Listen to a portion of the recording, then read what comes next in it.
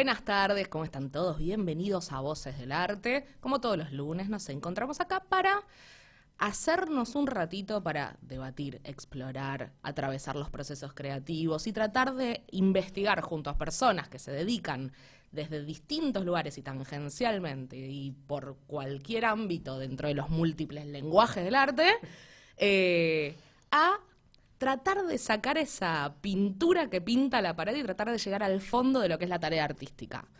Hoy nos acompaña acá en el piso Leandro Murciego. ¿Cómo estás, Leandro?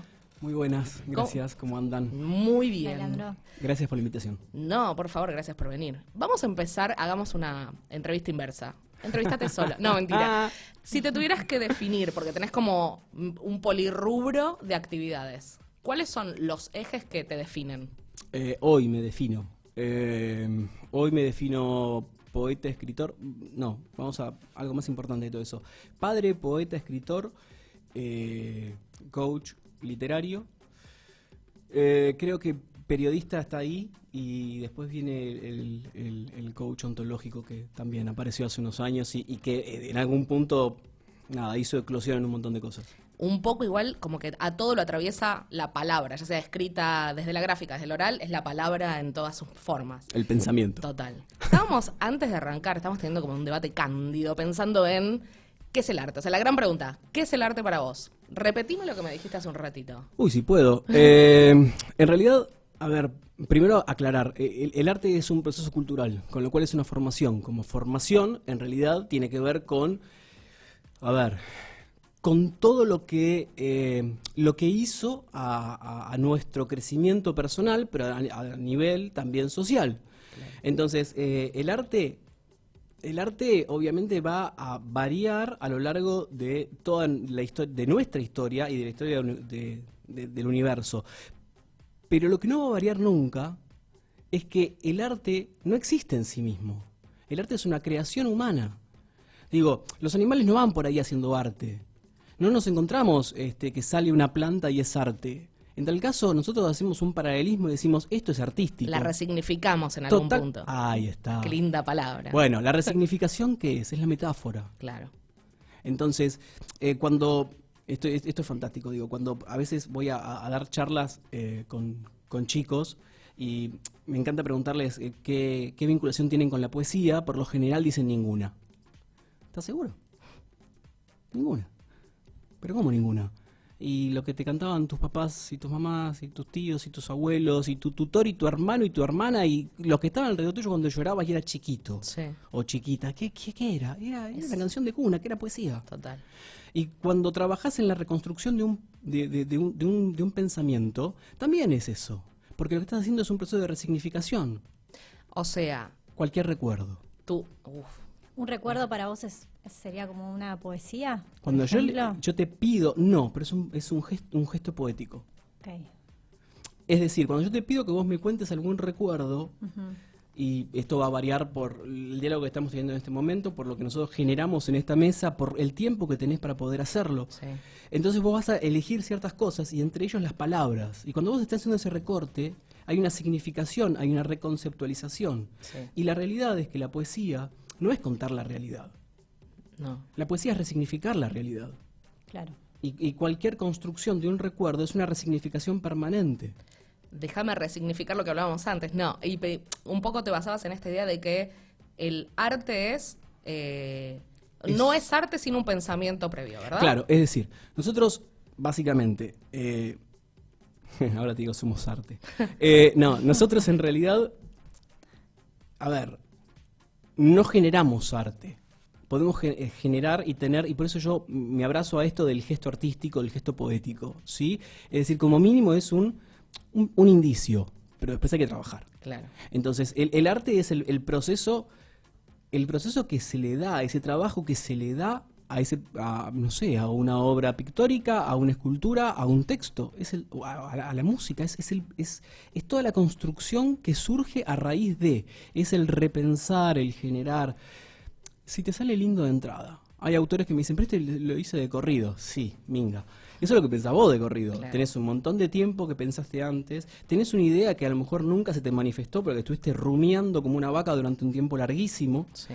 Tenés una historia de vida que te condiciona el llegar a ese momento. Tuviste una historia en ese momento, en ese contexto. Ese contexto fue un atardecer que no te deprimiste y que te llevó para arriba. Entonces a lo mejor ahí ya te cambió la manera de escribir eso que se te cruzó por la cabeza. Nada es espontáneo. Claro, como que sí o sí tenemos que tener como un proceso, ¿no? Previo a antes de llegar, ¿no? Al resultado y como un fundamento también después. Pero es que eso nos pasa en la vida. Claro, sí. Digo, la nos vida, cruzamos claro. con alguien y nos podemos enamorar de alguien cuando no estamos enojados. Digo, estamos caminando por la vida y se nos cruzó la persona que supuestamente nos va a cambiar durante un rato la vida.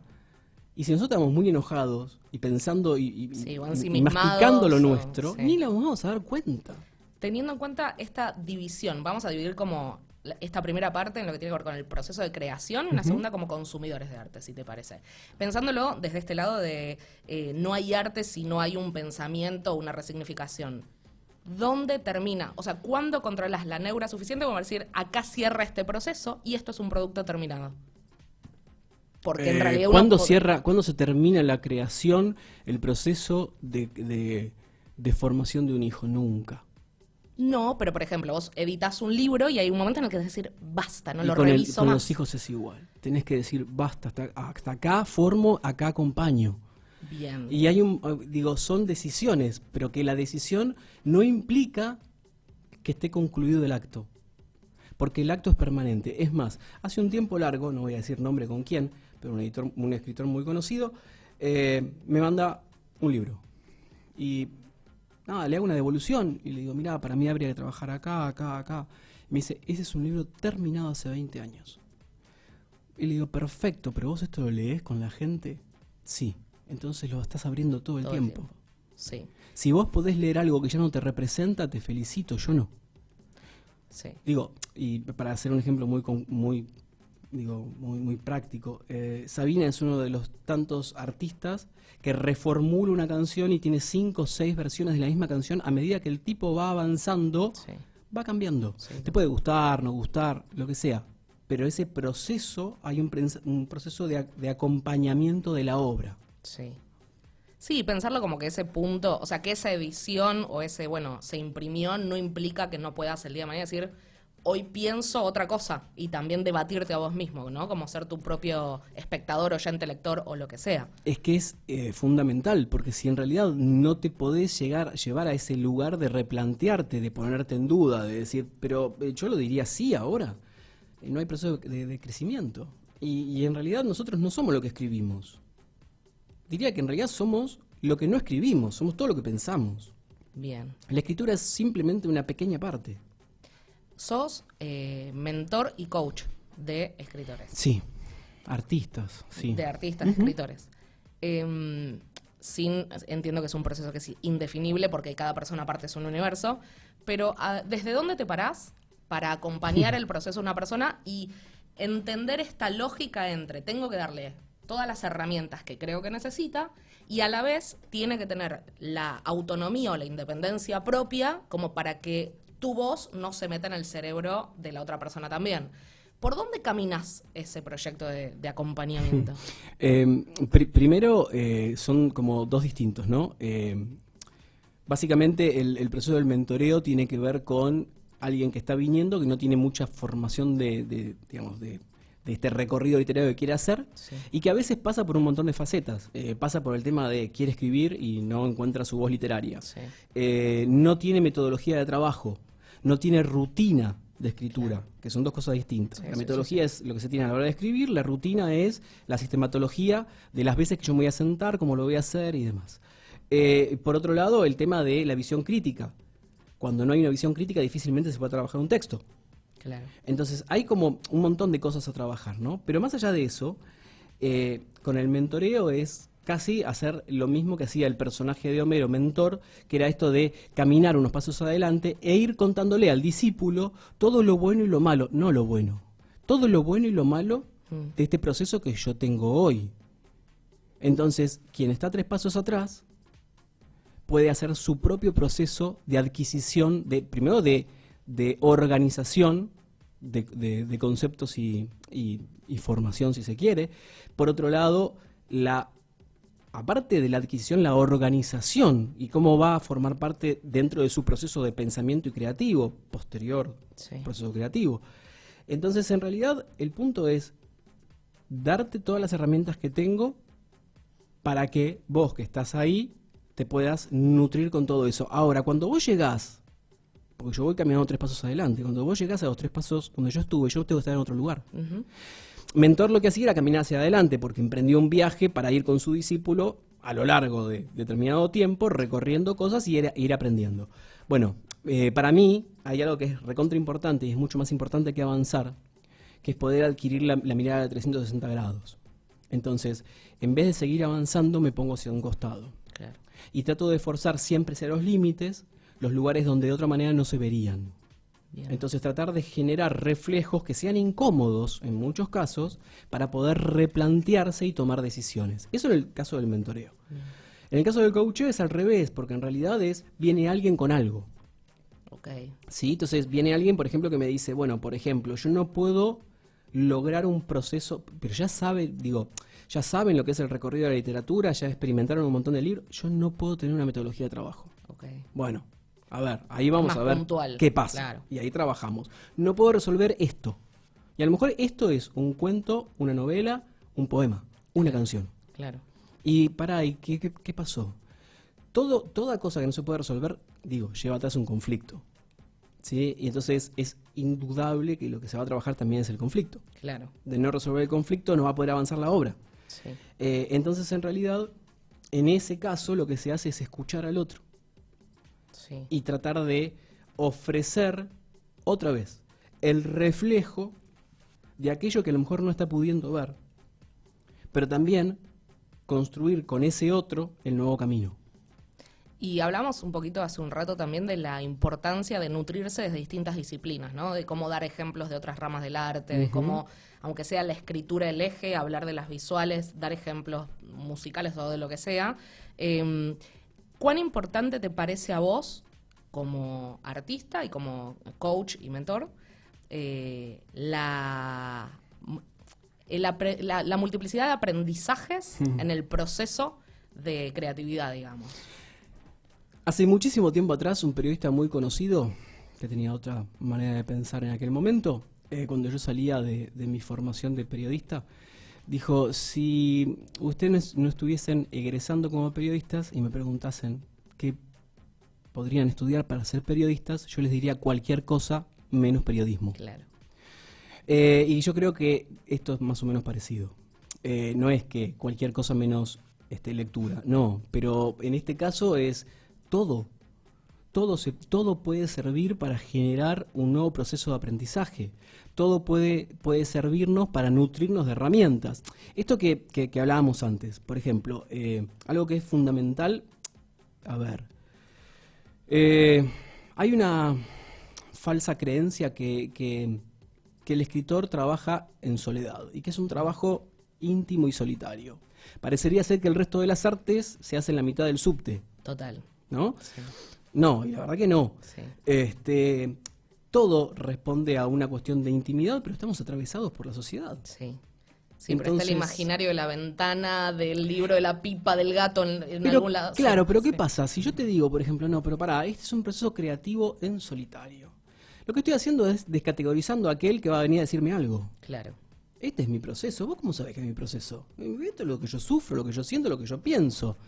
Bueno, lamentablemente, para todos ellos estaría bueno que lean lo que está pasando alrededor del mundo y todos escribimos las mismas boludeces en el mismo momento. Nos atraviesan las mismas cosas y lo que es peor, a Platón le atravesaba las mismas cosas que nos atraviesan a nosotros y no tenía internet. Sí, terrible. Era uno por eso, si no hubieran sido un montón. Ahora, nombrando esto, ¿no? El ego del artista está muy en boga. El ego no desde un lugar necesariamente negativo, sino la necesidad de expresarse, básicamente. Y como muchas veces es el desafío de ser visto, oído, o depende del arte que sea, por un otro, lo que cercena o condiciona lo que quiero mostrar de mi obra también, ¿no? Porque es un poco el reflejo que quiero generar en el otro de lo que yo soy. ¿Te parece que eso es como un enfrascamiento que tiene como alguna especie de límite muy cortito? ¿O cuál te parece que es el trabajo hacia adentro, más allá del otro que está del otro lado, el trabajo hacia adentro que tiene que hacer cada artista para poder explorar al 100% su obra, ¿no? En algún punto. A ver, todo es opinable, ¿no? En esta materia, porque digo, no es que haya un manual único. Ahora, más allá de eso, yo no entiendo la escritura sin un proceso de identidad. Entonces, como no entiendo la escritura sin un proceso de identidad, el proceso de identidad es una construcción de una voz literaria, pero a su vez es una construcción de una voz personal. Claro. Actualmente estoy trabajando con 13 autores, así como sistemáticamente, todas las semanas. De los 13, 10 cambiaron hasta sus procesos de terapia psicológica. Mira. ¿Sí? ¿Pero por qué? Porque construir una voz literaria te modifica tu voz personal. Cuando vos trabajás, y hablemos por ejemplo en la poesía básicamente, por ejemplo. Cuando vos sacás todo lo que está de más en la poesía, estás, en realidad, lo que estás haciendo estás empoderando las palabras que quedan. Entonces estás dando más sentido a lo que queda y a lo que decís. Con lo cual, sacar palabras es empezar a escuchar silencios personales. Sí. Entonces, pasan a ser hasta posturas mucho más sólidas en el resto de la vida. Sí. Se dicen menos cosas al pedo. Bueno, es un poco como en fotografía el fuera de campo, que te permite construir un universo con un pedacito. Y eso es la literatura. Y eso es la poesía. Digo, la poesía es básicamente eso. Si nosotros lo que queremos hacer es reproducir a nivel, no sé, lo que pasa en el mundo y te voy a contar el mayor de los atardeceres, eso no es poético. Claro, O sea, lo poético es cuando te creo el universo. claro. Y cuando ese universo que creé, no hay lugar a dudas, y vos lo comprás. La poesía, como el resto de las artes, demanda de un pacto, y acá viene la existencia de ese otro que es el lector, el espectador, el que acompaña, el que recibe. Nosotros no tenemos la menor duda cuando vamos al teatro que el que entró en la obra es un león. En realidad, tenemos la duda en los primeros tres minutos. ¿Sí? Porque en realidad ni de león se puso una peluca de pelo largo, rubio, y ya está, y él dice que es león. A los 10 minutos nosotros lo vemos al león. Claro. Y cuando terminó la obra, a lo mejor vamos y lo felicitamos y decimos, es el mejor león del mundo que vi. Sí. Bueno, ahí hay un pacto. Pero para que exista ese pacto, para poder firmar ese pacto entre el artista y el espectador o ese otro que lo recibe, que en realidad no lo recibe, lo crea. Pero bueno, es otro tema. Y ese otro que está ahí es porque en realidad el artista entregó una parte de ese querer manejar todo. Claro. Y confió también, ¿no? Hay como un tema de confianza Es empoderar al que está del otro lado. sí, en su trabajo y en lo que va a repercutir en el otro en un punto. Cuando hay un poeta o una poeta que se quiere empecinar en dejar en claro un verso, por lo general lo que hace es debilitarlo porque lo explica. Claro, Y en la poesía no se explica. exacto. O sea, la poesía te atraviesa o no te atraviesa. Antes de ir, perdón. Sí. Decir, no, dale, tranquilo. ¿Sí? ¿Le hago la pregunta? Adelante. Dale. Que hablando un poco de identidad, ¿no? O si no, la podemos hacer en el próximo corte. Veo que tenés un libro acá de identidad, de poesía. Si nos querías contar un poquito de qué trata el libro. que escribiste. Fue el primer libro y que después me llamé a silencio durante mucho tiempo. Y fue casi en paralelo con el nacimiento de mi hija. Por eso aparece en la tapa ahí un juego de y ahí vamos de vuelta, ¿no? Es una imagen que en realidad tiene una reconceptualización, ¿no? Que son como las huellas dactilares, pero hechas con hilos y que reflejan como las huellas plantales, que en realidad es el primer gesto que tenemos de identidad. Porque los dígitos pulgares, las huellas de dígitos pulgares, son las que se manifiestan mucho después. Sí. Y bueno, y en realidad este libro tiene lo que para mí por aquel momento eran 6 facetas de la identidad. ¿sí? Los nacimientos y las muertes que hay cotidianamente en nuestra vida. Digo, uno deja de ser niño, muere como niño para darle lugar al adolescente. Y así, digo, yo morí como ser autónomo para pasar a ser un padre. En broma lo estoy diciendo. Pero no. Pero no, claro.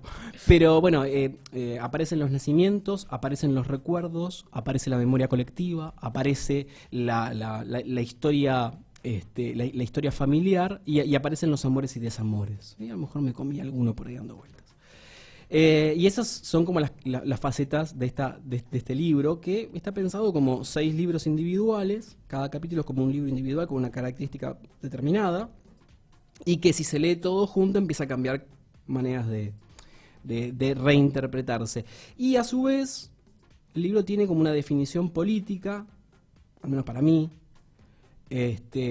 política literaria, pero que no deja de ser política, que es que los títulos van abajo y entre paréntesis.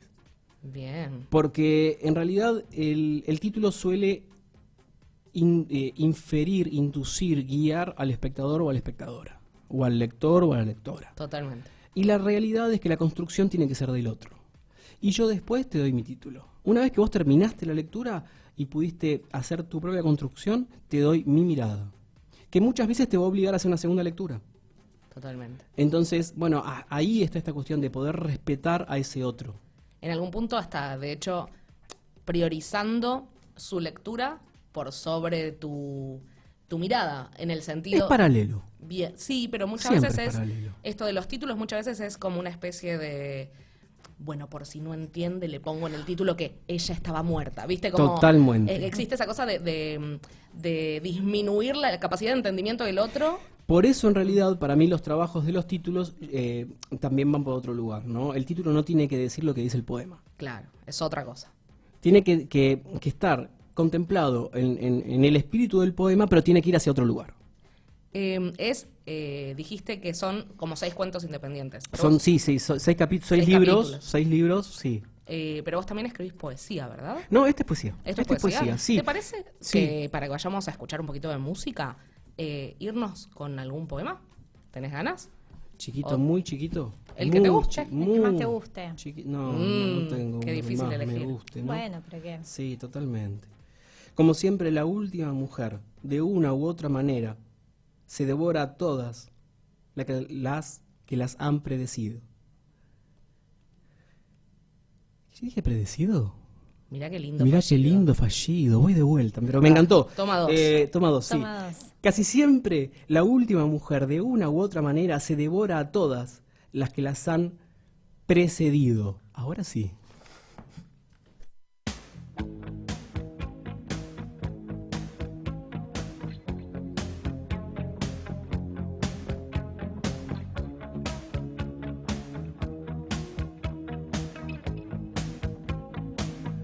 Every breath you take, and every move you make, every bond you break, every step you take, I'll be watching.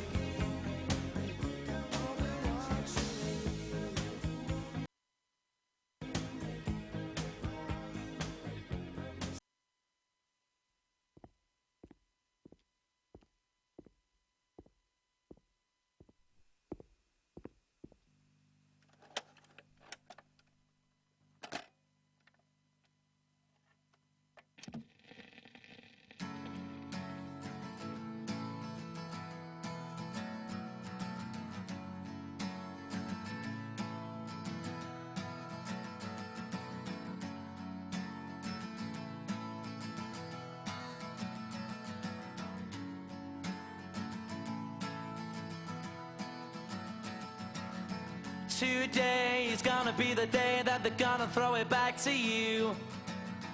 By now you should have somehow realized what you gotta do. I don't believe that anybody feels the way I do about you now.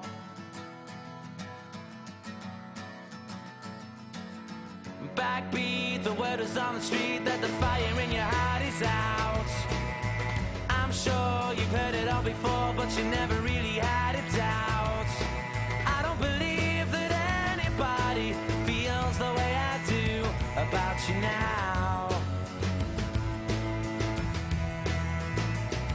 And all the roads we have to walk are winding, and all the lights that lead us there are blinding.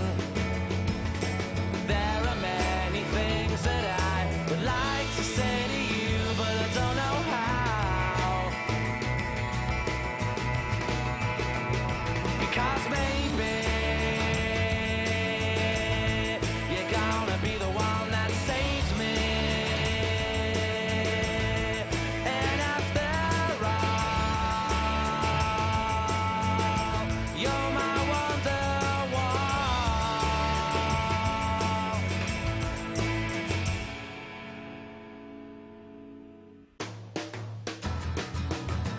Today was gonna be the day, but they'll never throw it back to you. By now you should have somehow realized what you're not to do. I don't believe that anybody feels the way I do about you now. And all the roads that lead you there were winding, and all the lights that light the way are blinding. There are many things that I would like to say to you, but I don't know how. I said maybe you're gonna be the one that saves me. And after all, you're my Wonderwall.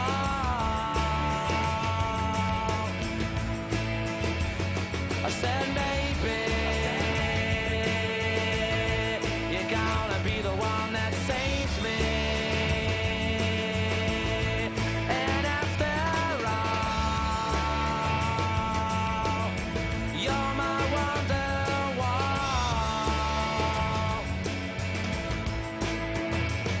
I said maybe you're gonna be the one that saves me. You're gonna be the one that saves me. You're gonna be the one that saves me.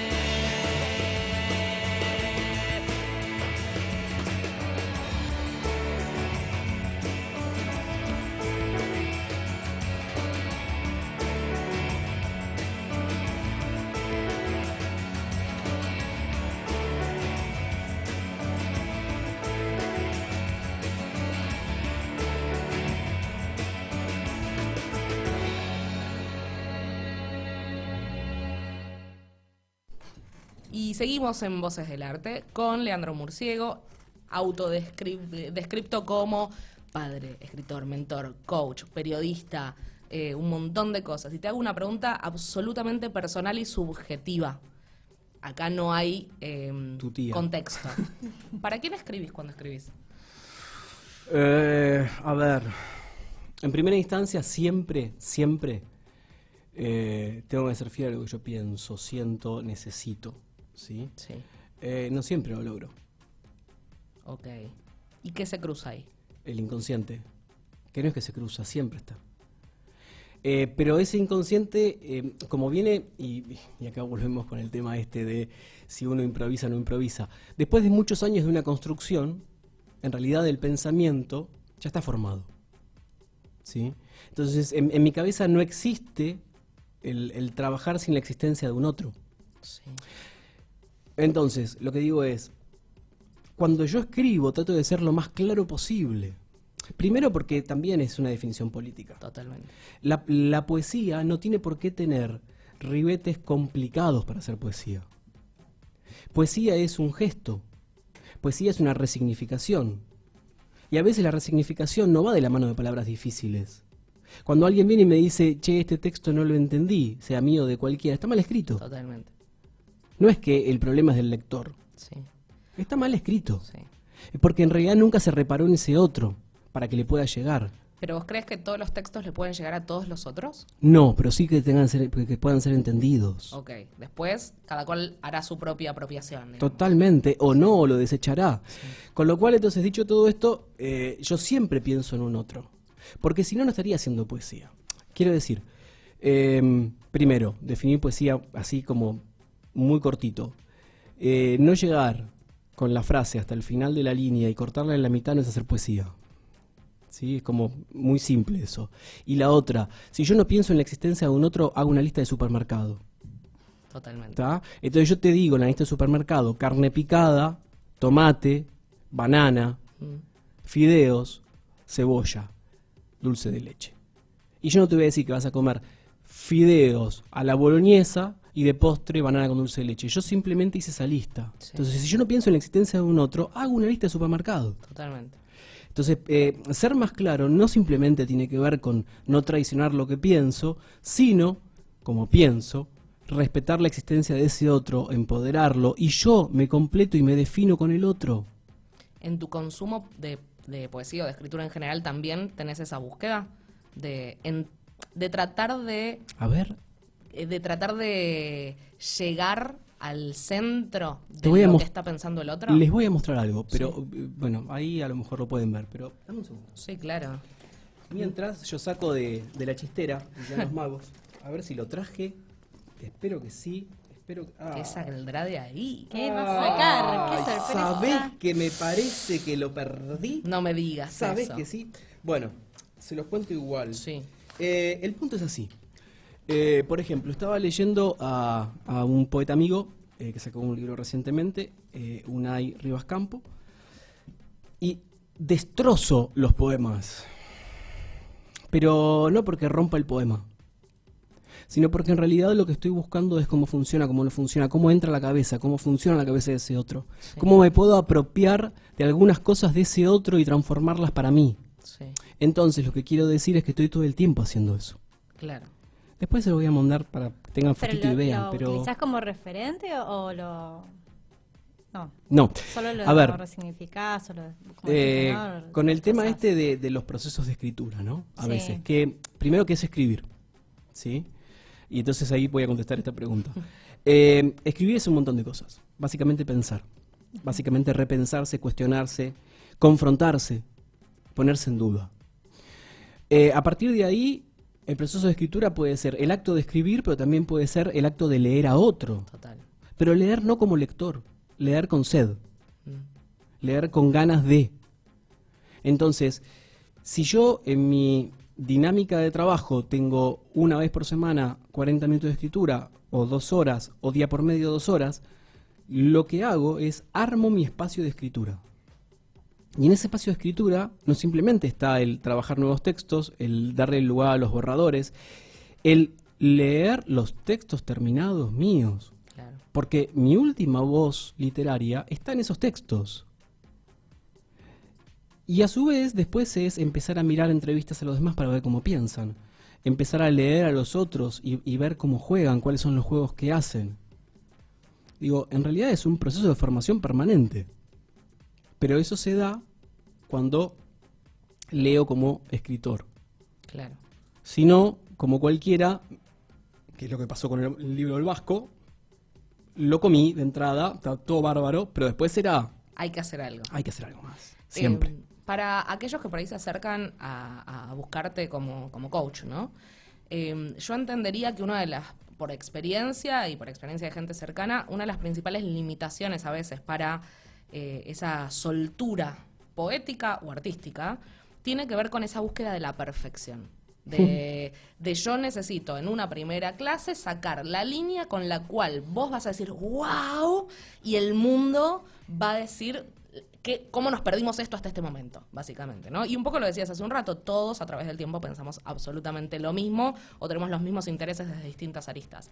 Digo, ¿cómo se trabaja esa necesidad de hacer un gol, para ponerlo en esos términos?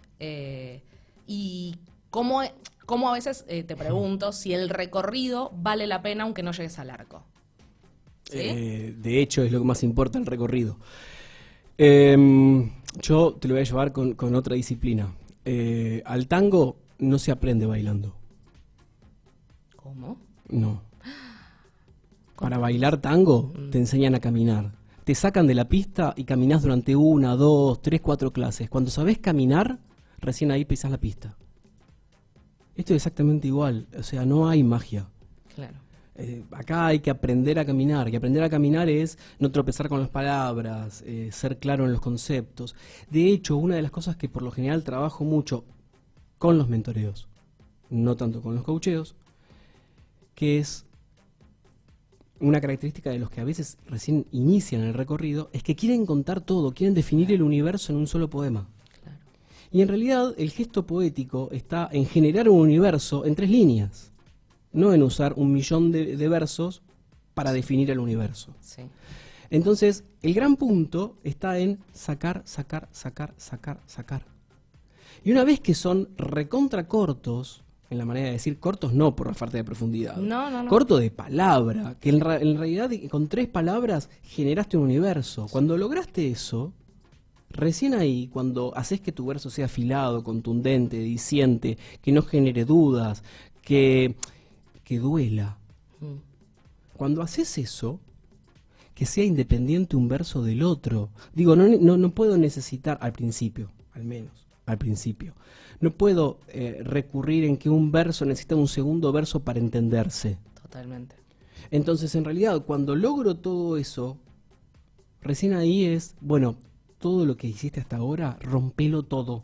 Y ahora sí, empezá a caminar y a escribir largo. Hablábamos hace un rato de la necesidad de buscar silencios o el equivalente sonoro, sería el silencio, a el silencio en la escritura para dejar ese impacto, aparte ese tiempo de reacción también, ¿no? Porque si uno a veces llena de palabras, lo mismo pasa cuando alguien te habla todo el tiempo, no te permite escuchar la respiración en la que te está diciendo absolutamente todo, ¿no? O la cadencia o lo que fuere. Cuando vos vas como consumidor, ya te pregunto, ¿cuáles te parecen las referencias o las inspiraciones en donde vos encontrás, no, yo lo quito de términos de quién es bueno, quién es malo, porque es tan subjetivo que es imposible, sino quiénes portan hoy las palabras que vos decís, en estas palabras yo me encuentro o encuentro ese universo en un ratito? Porque hablábamos así un rato, te ayudo para mientras pensás. ¿Conocidos o desconocidos? De lo que a vos te motiva. No, que estén editados, que si alguien los quiere ir a buscar, los puede ir a buscar.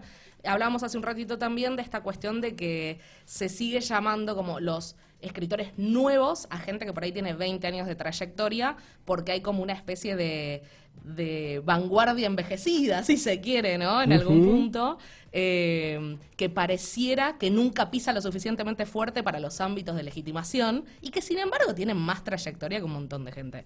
Entonces digo, de esa gente que viene caminando o de gente que por ahí digas, la verdad que un raperito de 15 años a mí me conmueve, eso es indiferente. Pero digo, ¿dónde encontrás inspiración o referencias dentro del mundo literario?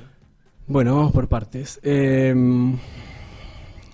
Ya nombré a uno, al vasco Unai Rivas Campos. Natalia Carrizo. Todos amigos. Daniel Quinteros, sin ese.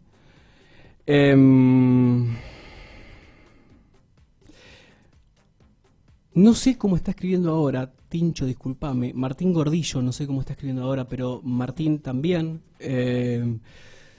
Y a lo mejor nombro todos estos que tienen que ver también con un movimiento es lo que se encuentra en el under porteño, ¿no? Dando vueltas por ahí. Pero fuera de esto, Flavia Carballo, que está en Salta. Hay un montón, podría ser una lista larguísima, pero aparte, una de las cosas más interesantes también es ir a algunos clásicos. Ok. Sí, porque ahí también está la cosa. Porque no por clásicos dejan de ser vigentes. Totalmente. Y entonces, por ejemplo, jamás lo podría usar para escribir como él, pero Artaud me encanta. Pero Es un universo. jamás busquen un verso mío para que se le parezca, así que no vayan por ese lado. Es así de simple esto. Pero, no sé, Griselda Perrota, que es otra de las que anda dando vueltas por ese circuito, y que es cuentista y poeta.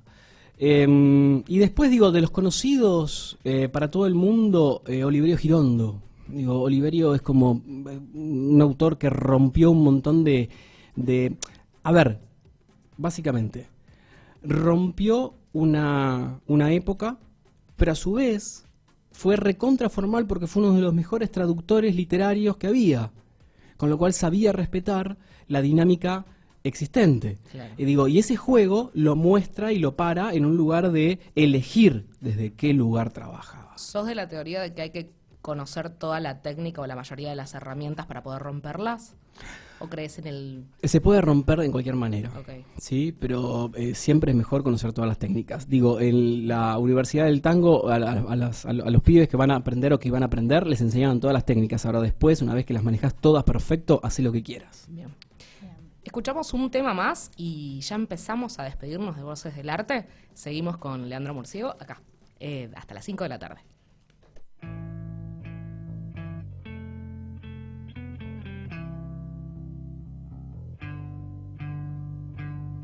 How long will I slide or separate my side?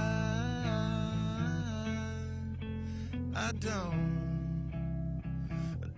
believe it's been slitting my throat is all I ever heard your voice through a photograph. I thought that I've been brought up the path. Once you know you can never go back, I gotta take it on the other side. Centuries are what it meant to me. A cemetery where I marry the sea. A stranger thing that never changed my mind. I gotta take it on the other side. Take it on the other side. Take it on. Take it on. How long will I slide? Separate my side. I don't believe it's been slitting my throat is all I ever pour my life into a paper cup. The ashtray full and I'm spilling my guts. She wanna know, am I still a slut? I gotta take it on the other side. The skyline started and she's in my bed. A candidate for the soulmate blend. Pulls the trigger and I pull the thread. I gotta take it on the other side. Take it on the other side. Take it on. Take it on. How long will I slide? Separate my side.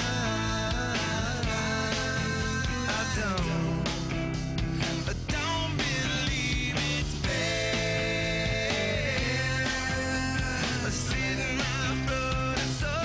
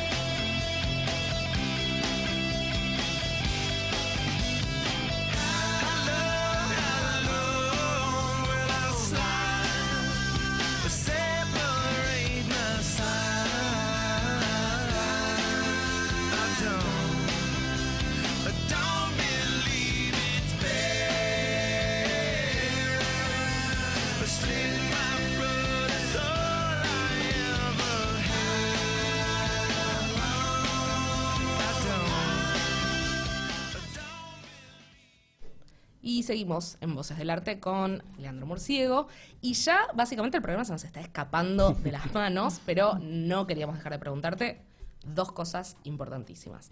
La primera, ¿dónde te puede contactar alguien que está buscando básicamente un norte? No, o lo que sea que esté buscando, contactarte de alguna manera, ¿cómo lo hacen? Puede entrar al blog, poesiamanalzada.com.ar. ¿Un blog de escritura o de qué? En realidad el blog nació hace 8 años con la idea de mostrarme, porque estaba muy cansado de girar para llevar textos a editores que de parte tampoco sabía cómo entrar al mercado. Sí. Entonces era acto fallido todo el tiempo, o actos fallados, no fallidos.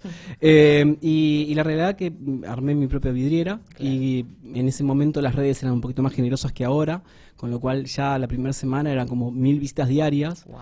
Y entonces es como dije, esto no me lo puedo guardar yo solo, y empecé a armar una estrategia que era 3 días publicaba yo textos míos y otros 4 de otros autores. Mira. Y así se convirtió medio en un espacio de nicho en un momento determinado. Así que nada, lleva ahí 8 añitos dando vueltas el blog, y a partir de ahí se entre todo, de mi espacio de radio, que está en una radio, pero digo, también se encuentra ahí, textos, algunos textos míos, porque no soy de mostrar mucho mis textos, el tema de los coaches y los mentoreos, y textos de otras personas. Poesía siempre. a mano alzada. Poesiamanalzada.com.ar. Poesía de mano alzada es PAMA también. Es PAMA, claro. Claro. De ahí viene el Bien. PAMA. De ahí viene. Sí, totalmente. Segunda pregunta. Segunda. ¿Dónde te vamos a ver en vivo? Tengo entendido que este sábado. Este sábado vamos a hacer nuestras gracias. No, hay una que está buenísimo para que vayan y empiecen a respirar un poco de también lo que se está consumiendo y discutiendo ahora, que yo diría que desde la década del 70 para acá, y para poner como en cabeza, ¿no? Digo, desde la época en que Nacha Guevara y demás artistas generaron toda una vanguardia y donde se discutían las cosas y qué hacían y qué no hacían, es que para mí no hay discusión prácticamente en la literatura. Y es un espacio en donde va a estar en el Haroldo Conti 3 días, viernes, sábado y domingo, un encuentro nacional de poesía en donde va a haber mesas de debate.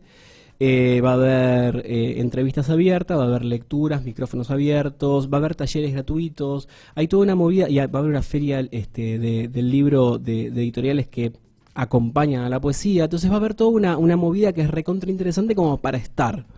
Y a veces no se sabe cómo entrar. Bueno, a veces Es un buen lugar. es un Una excelente buena buen punta. lugar.